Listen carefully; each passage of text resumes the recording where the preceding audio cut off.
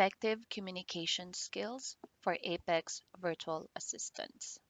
In this lesson, we will be discussing how to communicate in a remote atmosphere. Before we start, let me just thank you guys for joining me here today. Allow me to introduce myself. My name is Kashina Kadon. I'm a communication support for Apex.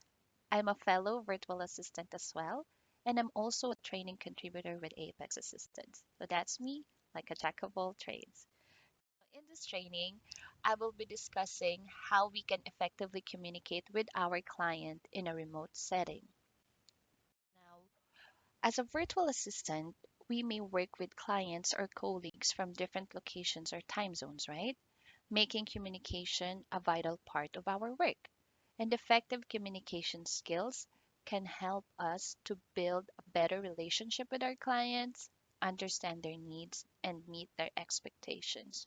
So, this goes to say, guys, that an effective communication skill is the key, if not the master key, for us to be able to build a better relationship with our clients, understand their needs, and of course, meet what is expected of us.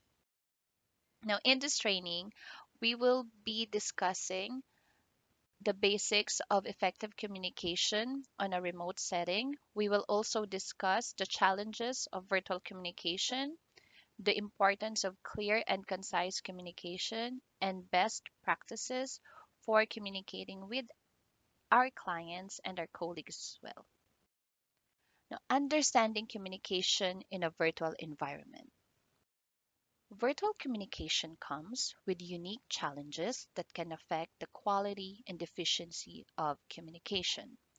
Some of the challenges include lack of nonverbal cues, time differences, because we live in different countries, right?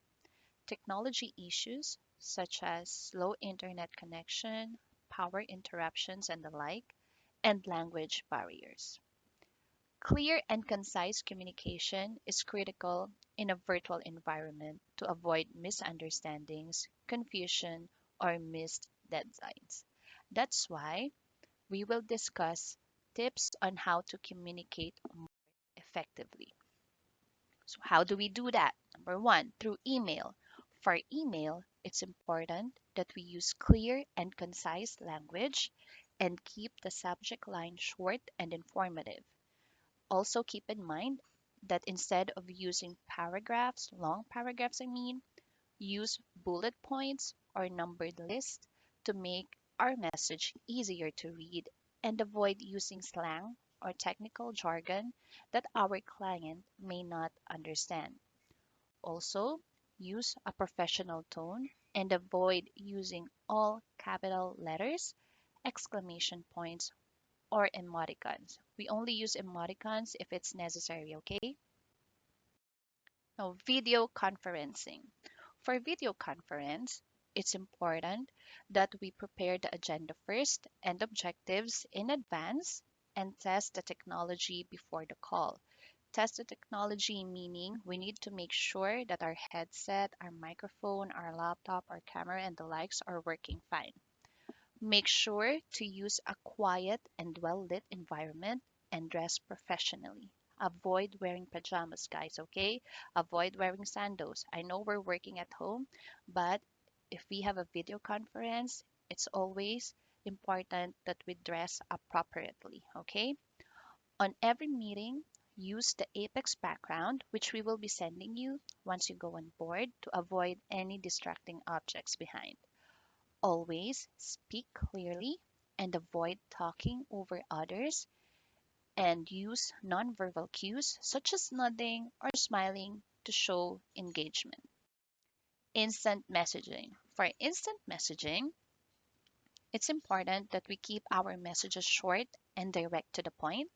We can also use emojis or GIFs to express our emotions or tone of voice.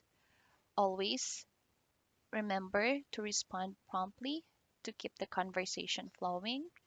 Avoid also using too many abbreviations or acronyms such as LOL, LMAO, stuff like that, okay? Be mindful of the client's time zone as well and their availability. So it's also important that we are mindful with our clients' time zones and availability because they are busy persons, guys. That's why they hire us, okay? Phone. For phone, it's also important to take note that we introduce ourselves and explain the purpose of the call and use a clear and friendly tone. Always speak at a moderate pace and avoid using filler words such as or ah, and listen actively while taking notes if necessary. In the end, it's important that we also summarize or paraphrase the key points at the end of the call to make sure that you both understood what happened on the conversation during that phone call. Communication channels. So, choosing the right communication channel for different situations. How do we do that? As a virtual assistant, you will need to communicate with clients and team members through various communication channels, such as email, instant messaging, phone calls, and video conferencing. Each communication channel has its own advantages and disadvantages, and it's important to choose the right one for different situations. So, there are some factors to consider when choosing the right communication channel. Number one, urgency. If the message is time sensitive, a phone call or instant message may be more appropriate than an email, which may not be read in time. So, guys, take note of the urgency. If it's an important message, instead of emailing our client, it's important that we message them instantly or via phone call. Okay? Complexity. If the message is complex, requires detailed explanation, or involves a lot of back and forth discussion, video conferencing or a phone call is the way to go rather than an email or instant messages. Okay? Now, the tone. The tone of the message is important in conveying emotions, attitude, and professionalism. Email or instant messaging may not convey tone effectively, while phone calls or video conferencing can provide more context. Privacy. For sensitive or confidential information, a secure channel, such as email encryption or instant messaging inscription, or a secure video conferencing platform may be necessary for this type of concerns. Privacy. Audience. Different people have different preferences and comfort levels with different communication channels. It's important to consider the client or team member's preferred communication channel, especially if they are in a different time zone or have limited availability. So it's also important that we ask our clients first what are their preference when they want to communicate with us. Take note of that, guys. Active listening and responding. So, tips for active listening. Active listening means giving your full attention to the person speaking and ensuring that you understand their message correctly. So, I hope that's what you're doing now, actively listening to me. We'll discuss techniques such as paraphrasing, asking clarifying questions, and summarizing to help you become a more active listener. Now, one of those are paying attention. Focus your attention on the speaker. So focus to me and avoid distractions such as your phone, computer, or other people in the room. Make sure to give the person your full attention. So give your full attention to me, guys. Now, show interest. Show the speaker that you are interested in what they have to say. Use verbal and nonverbal cues to encourage them to continue, such as nodding, saying yes, or maintaining eye contact when you are in a video conference. Of course, you also have to be patient. Allow the speaker to finish their thought before responding or interrupting. This is a must, guys. Avoid finishing their sentences or assuming what they are going to say. So always allow them to finish talking first before we butt in. Ask questions. If you're unclear about something the speaker said or your client said, ask questions to clarify their meaning or to seek more information. Paraphrase. Paraphrasing or summarizing what your client or the speaker said to show that you have understood them. This can also help clarify any misunderstandings or miscommunications. So it's important that we paraphrase whatever it is that they said just to make sure that everything is understood. Empathize. Try to see things from the speaker's perspective or your client's perspective and understand their emotions and feelings. Acknowledge their feelings and show empathy and respect for their point of view. Don't judge. Avoid judging the speaker or jumping to conclusions based on their words. Instead, remain neutral and open minded to their ideas and opinions. So, pay attention, show interest, be patient, ask questions, paraphrase, empathize, and don't judge. Now, strategies for responding to client messages in a timely and effective manner. Set response time expectations. Set clear expectations with our clients about when they can expect to hear back from us, such as within 24 hours or by the end of the business day or our shift. This can help manage their expectations and avoid misunderstandings. So we have to set expectations with our time, guys, because it's also important that we can respond to them 24 hours a day. We need to set expectations that we only have a certain time where we can reply to them during working hours. Outside working hours, it's a different thing. Okay? Prioritize urgent messages. Prioritizing urgent messages and responding to them as soon as possible. So, if a message requires immediate attention, consider calling or sending an instant message in addition to responding via email. Use templates for common requests. Create templates for common client requests, such as requesting a status update or scheduling a meeting to save time and respond more effectively or efficiently. Also, be concise. Keep our responses concise and direct to the point and avoid unnecessary information or jargon. So, there's no better way to say this, but it's really important that we have to keep our responses concise and direct to the point. This can help our clients understand our message more quickly and respond more efficiently. Follow up. Following up with our clients to ensure that their needs have been met is important because this is also a way for us to ensure them that we are doing our task and to address any outstanding concerns or questions that they may have. Now, techniques for managing communication overload. What are those techniques? Prioritize.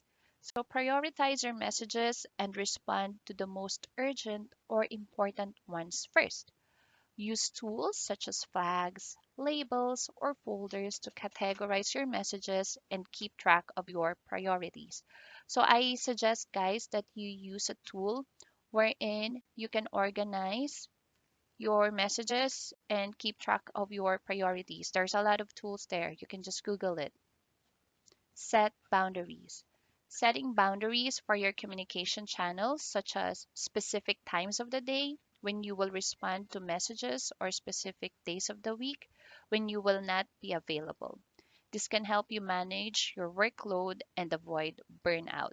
This one, guys, this is what I was saying earlier about setting expectations on when we can respond to our clients. Use automation. Using automation tools such as email filters or autoresponders to help manage your incoming messages. This can help you respond more efficiently and avoid getting overwhelmed by large volumes of messages. So there are a lot of tools, guys, as well, where we can use automation for our messages. Using of templates. Use templates for common messages such as scheduling requests or status updates. This is for us to save time and reduce the number of messages that we need to respond to. Also, it's important that we take breaks. Taking regular breaks to recharge and avoid getting overwhelmed is important. That's why we have our rest days. This can help us maintain a healthy work life balance and reduce stress. Now, managing conflict and difficult conversations. Conflict can arise from various sources, such as miscommunication, missed deadlines, or different expectations.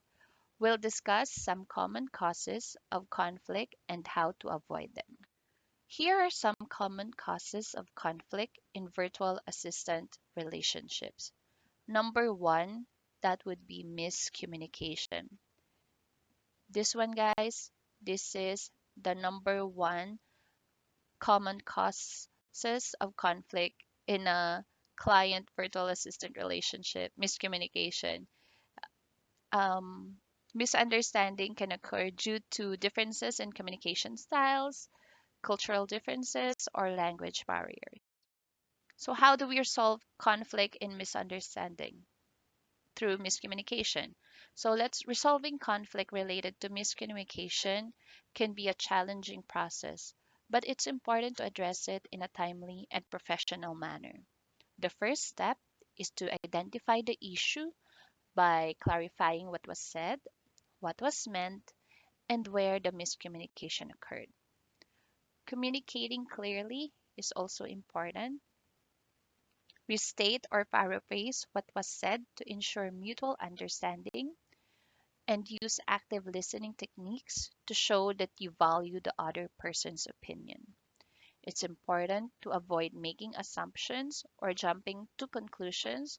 That's why it's important that we ask or paraphrase to avoid making assumptions or jumping conclusions, as this can further exacerbate the conflict, right?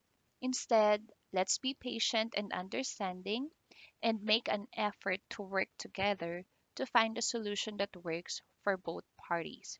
So, if necessary, let's seek input from our client service manager to help facilitate a resolution. Workload. One of the common conflicts as well is the workload. So, conflicts can arise when clients or virtual assistants feel that the workload is unfair or unbalanced. For example, if a virtual assistant feels that they are being asked to perform tasks that are outside of their scope of work, this can lead to conflicts with the client. So, this is one of the reasons, too, guys. How do we resolve this? When conflict arises related to workload, it's important to address them in a timely and professional manner. The first step is to identify the source of the conflict by discussing each party's responsibilities and workload. It's always important that we identify the source of the conflict by discussing the responsibilities and the workload. It's important to actively listen to the other person's perspective as well and try to understand their workload and priorities.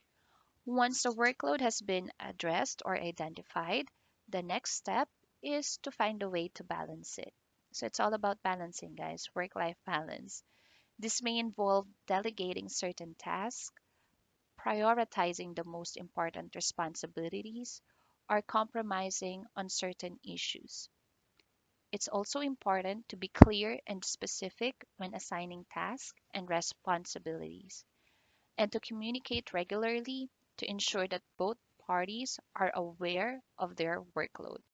If necessary, a written agreement or contract can be useful in outlining responsibilities and preventing future conflict. Now, time management. Time management is also one of the conflicts. This can be a challenge in virtual assistant relationships, especially when we are working across different time zones, right? Conflicts can arise when our clients or us feel that deadlines are not being met or the work is being delayed. Now, how do we resolve that? Conflict related to time management often arises when there are competing priorities and deadlines. The first step in resolving this type of conflict is to clarify expectations and priorities. This may involve discussing the urgency and importance of various tasks, as well as determining which tasks can be postponed or delegated. Once expectations are clear, it's important to establish a realistic timeline and agree on a plan for completing the necessary tasks. So, guys, it's important as well that we know which task to finish first. Should we base it based on the urgency or the importance of the task that we are going to do? So we need to set expectations as well. We need to communicate it to our clients. This may involve negotiating deadlines or breaking larger tasks into smaller ones, more manageable pieces. So, communication is key in this process, as it's important to regularly update each other on progress and any changes to the plan. By collaborating and working together to find a solution that meets both you and your client's needs. So it's possible to resolve conflicts related to time management and maintain a positive working relationship. Now, payment. Conflicts can also arise around payment or compensation. Virtual assistants may feel that they are not being paid fairly for the work they are doing, or clients may feel that they are being overcharged for the services that we are providing. How do we solve this? Conflict related to payments can be sensitive issue that requires careful handling. Mhm. The first step in resolving this type of conflict is to clarify any misunderstandings or miscommunications related to payment terms and expectations. This may involve reviewing the terms of the agreement or contract and discussing any outstanding invoices or payment delays. It's also important to actively listen to each other's concern and be open to finding a solution that meets both parties' needs. Once the issues have been identified, the next step is to agree on a plan for resolving the conflict. This may involve negotiating a payment schedule, setting up automatic payment system, or exploring alternative payment options. So there are a lot of options here.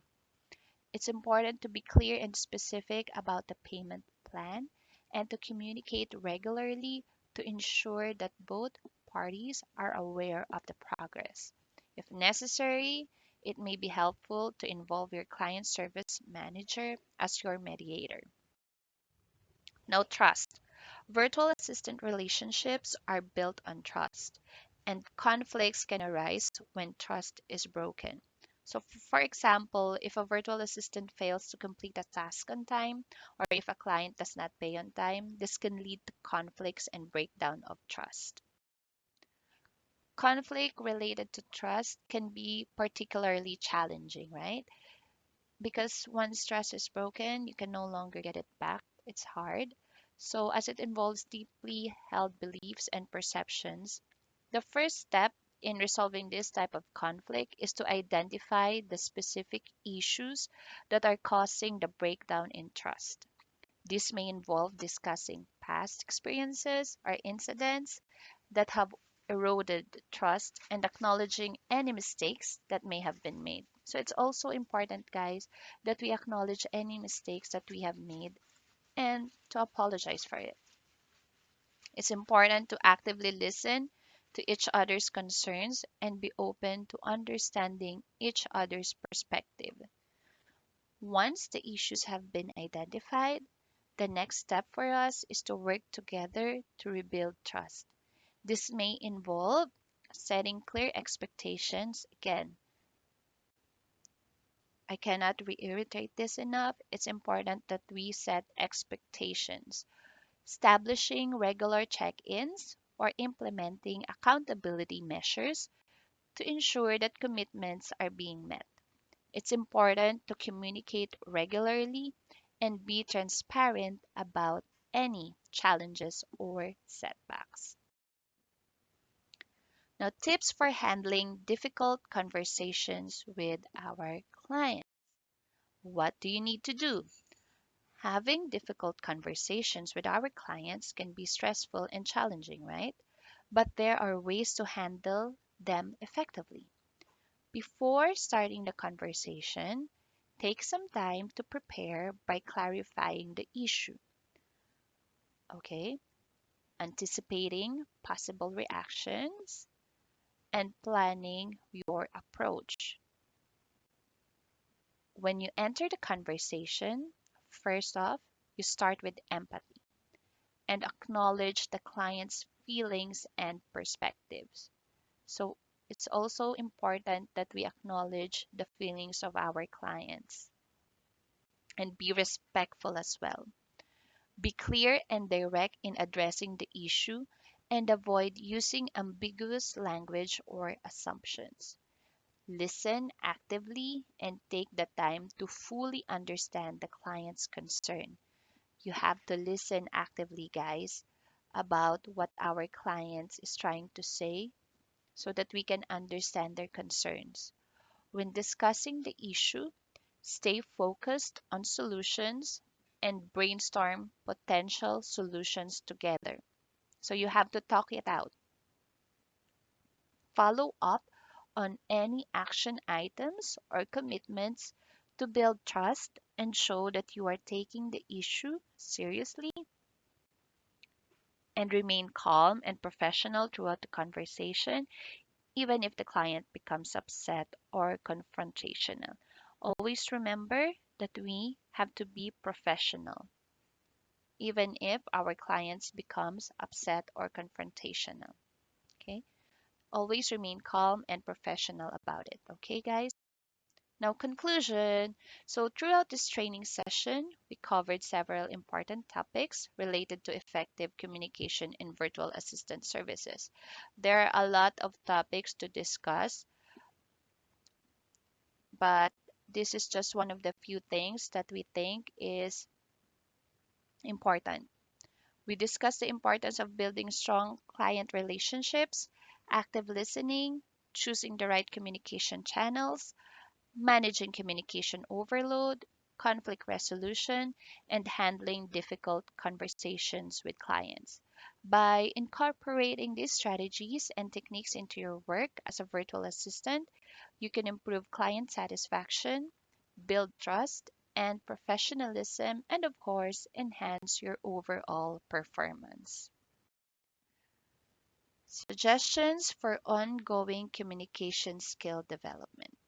Effective communication is a skill that can always be improved. As a virtual assistant, it's important to continue developing your communication skills to meet the evolving needs of our clients.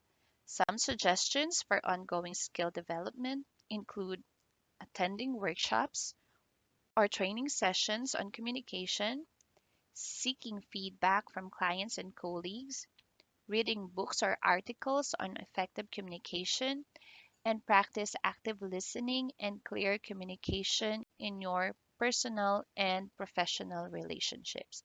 I also suggest, guys, that you watch movies without subtitles and practice talking English at home. Practice talking English with your family, with your friends, and your colleagues so that you can enhance your communication skills. Now, encouragement to practice effective communication habits in daily work. Effective communication is an essential component of success as a virtual assistant. By practicing good communication habits in your daily work, you can build strong relationship with clients and of course improve your overall performance.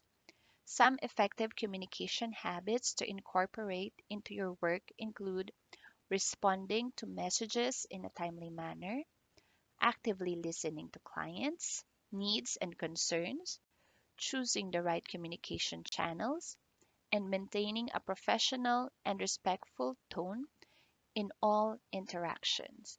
With consistent practice, these habits can become second nature and help you excel in your role as a virtual assistant, not just as a virtual assistant, but as a person as well. So it's important that we respond to messages in a timely manner, we listen actively to the speaker, choose the right communication channels, and of course, maintaining a professional and respectful tone at all times. So, those are important things to be reminded.